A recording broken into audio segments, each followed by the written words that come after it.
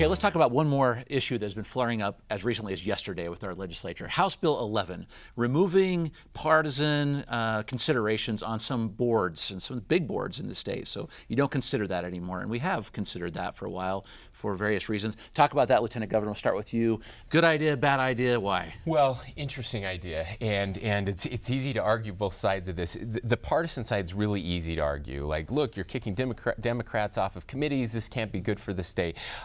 But that's not necessarily true.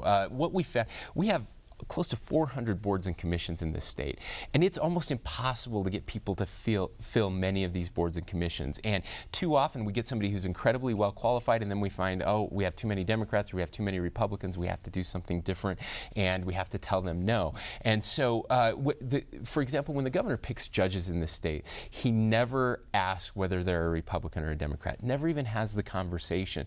And he's appointed more judges in the state than anyone else, I think, in history. And he's appointed more than half of the judges right now.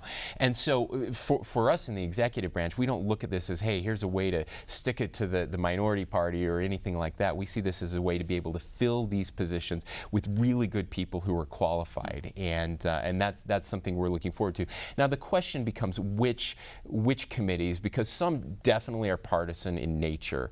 And the bill keeps changing a little bit, so we're watching that. But I will say that in the initial discussion, we had Democrats in the room saying, yeah, that doesn't need to be partisan, that doesn't need to be partisan, that doesn't need to be partisan. Natalie? The thing I'd be really careful of is any sort of overreach. Okay, this is a term we use in politics when the party in control overreaches. They did it with Obamacare when no Republican crossed over and voted for that. And in this case, I think that where the Lieutenant Governor ended is the right place. Which committees are we talking about? And let's make sure that there's not overreach.